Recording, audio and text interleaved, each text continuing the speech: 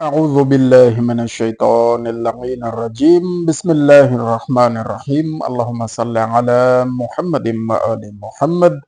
وعجل fridge قائم آل محمد جناب رسول خدا صلی اللہ علیہ وآلہ وسلم سے روایت ہے کہ جو شخص نماز عصر کے بعد ایک مرتبہ استغفار پڑھے تو خداوند تعالی اس کے دونوں فرشتوں کو حکم دیتا ہے کہ اس کے گناہوں کا اعمال نامہ چاک کر ڈالیں۔ وہ استغفار یہ ہے: استغفر اللہ الذی لا الہ الا هو الحی القیوم الرحمن الرحیم ذو الجلال والإکرام وأسأله أن يتوب علي توبة عبد ذلیل خاضع فقیر بائس مسکین مستکین مستجیر اللہ یملک لنفسه ضرا ولا نفعا ولا موتا ولا حیاتم ولا نشورا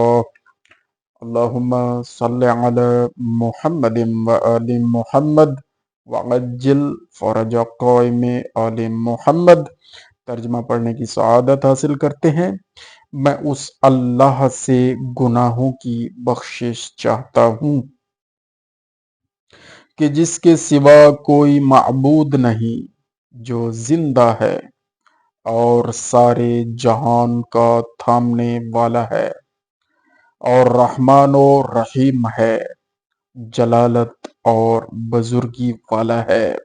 اور میں اس سے یہ سوال کرتا ہوں کہ میری توبہ قبول فرمائے۔ اپنے اس بندہ کی توبہ جو ذلیل ہے، عاجزی کرنے والا ہے، فقیر ہے، سختی میں مبتلا ہے، محتاج ہے، گڑ گڑانے والا ہے، پناہ چاہنے والا ہے، کہ نہ اپنے نقصان پر قابو رکھتا ہے اور نہ اپنے نفع پر، اور نہ موت پر، اور نہ زندگی پر، اور نہ مرنے کے بعد زندہ ہو جانے پر، کسی چیز پر قابو نہیں ہے ہمارا۔ اللہ تعالیٰ سے دعا ہے کہ اللہ تعالیٰ ہم سب کے حق میں، سب مومنین مومنات، مسلمین مسلمات کے حق میں، بالخصوص ملک پاکستان کے تمام باشندوں کے حق میں، عالم اسلام کے تمام باشندوں کے حق میں،